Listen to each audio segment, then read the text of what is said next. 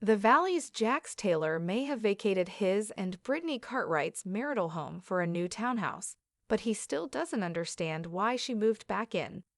I personally don't think she can take care of it on her own, Jax explained on the Valley After Show, following his and Brittany's Season 2 finale conversation about the $2 million farmhouse in the San Fernando Valley.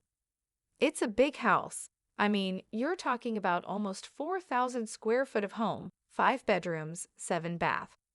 He continued, the maintenance alone, the outside alone, like that was my job. That was my duty. Jax did acknowledge, however, that Brittany hired a gardener, before adding, I also put fake grass in there, so there's not much upkeep anymore. There's turf. I see why. During Season 2, Episode 10, Jax previously expressed his belief that Brittany should sell the home amid their ongoing divorce, telling Jessie Lolly that she is woman with a child and should get something like a 3-bedroom that's manageable. Brittany Cartwright denies Jax Taylor's claim about managing her home. Separately on the Valley After Show, Brittany clarified that 5 of the home's 6.5 bathrooms are located within bedrooms, while fellow Vanderpump Rules alum Lala Kent further pointed out that she's using all of the rooms anyway. From there, Brittany broke down how her and Jax's 4-year-old son Cruz has a sensory room and a bedroom. She has a bedroom, and there's a guest room and gym. Every room is taken up, she added, and I have a lot of stuff. I don't know what I would do with all my stuff. My furniture's big. Plus, Brittany loves having room to host friends. A lot of people think I'm just, like, this party animal that goes out all the time. People normally just come to my house, you know. I love that. I'm very much a host. As for the upkeep, she confirmed that she hired a landscaper who helped her add way more girly touches, such as alternating white and pink roses. My flowers are prettier than they have ever been, she noted. Inside Jax Taylor and Brittany Cartwright's Season 2 finale house discussion, the topic also arose during Jax and Brittany's final one-on-one conversation of the season at Michelle Sini's Zen party. After Jax brought up how she went from calling him every name in the book to texting him pictures of flowers and backyard renovations the next day, Brittany explained her motivation for doing so. Do you know why I did that? She asked. Because you tried to gaslight me and made me think that I couldn't handle that house by myself. And I'm trying to prove to you and show you that, yes, I can. At that point, Jax insisted it wasn't about the house and warned her that she'd see the finances would become real heavy over time. As Brittany clapped back, however, you are the reason why it became so expensive. In a confessional, she elaborated, let me remind you why our house is so expensive. Jax didn't pay the mortgage for at least 7 months, and all these penalties and stuff get added onto it. Plus, he didn't pay his taxes for years. He should be thanking me. Meanwhile, Jax stated that he thought he was doing the right thing by giving her the house, to which Brittany shot back, that was the dumbest thing you've ever done. You put me and Cruz, both of us, in a very hard situation. It's unfair that I had to pay for all these months whenever you could have waited until I was ready, until my lease was over. The story of Ilara and Kaylin was written not in a grand epic, but in the quiet, unfolding pages of a life they built together.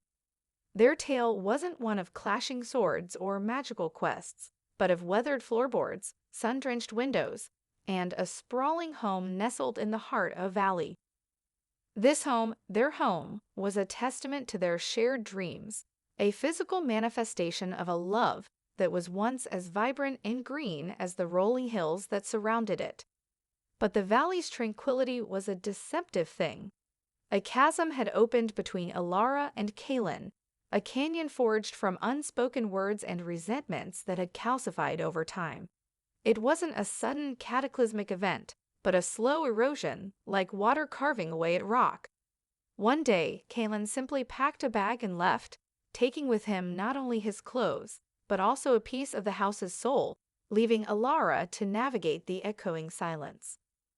The house, a beautiful, sprawling farmhouse with 5 bedrooms and 6.5 baths, had always been Callan's domain. He was the one who tamed the overgrown yard, a veritable jungle of weeds and unruly bushes. He installed the sprinklers, laid the turf, and prided himself on the meticulous order of the exterior. The maintenance alone, the outside alone, that was my job, he would say, a hint of possessiveness in his voice, even after he had gone. Elara, in his mind, was a delicate creature, a woman meant for the indoors, for nurturing their son, Leo, and for the soft, decorative touches that made a house a home. He saw her as a woman with a child, a being who needed a 3-bedroom that's manageable, a life trimmed down to a size he deemed appropriate. But Callan had never truly seen Elara. He saw a wife, a mother, a partner, but not the woman who held the foundations of their life together.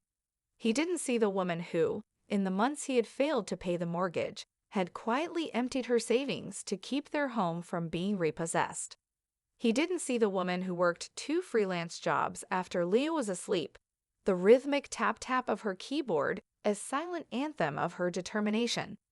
When Callan left, he told her he was giving her the house, a magnanimous gesture that felt to Elara like a cruel joke. He had burdened her with the very thing he claimed she couldn't handle, leaving her to grapple with the financial ruin he had left in his wake. "You are the reason why it became so expensive," she had told him, her voice a sharp blade of truth cutting through his self-serving narrative. "You didn't pay the mortgage for at least 7 months, and all these penalties and stuff get added onto it. Plus, he didn't pay his taxes for years." The first few weeks were a blur of grief and fury.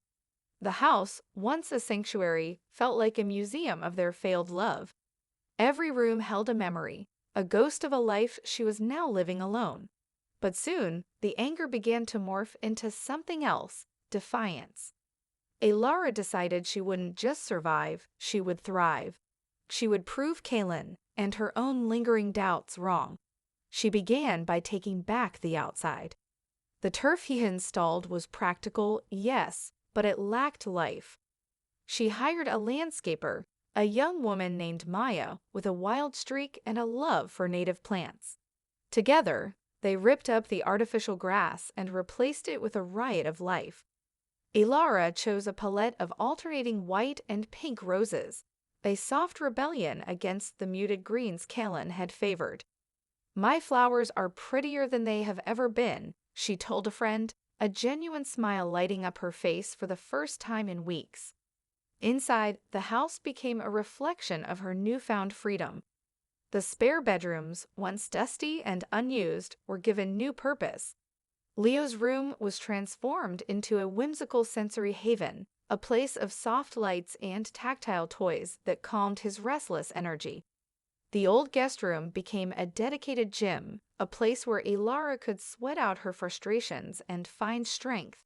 Another room was designated for her office, a space of her own to work and create, free from the distractions of the rest of the house. The remaining bedrooms were for guests, for the friends she was now free to host, to fill the house with laughter and life.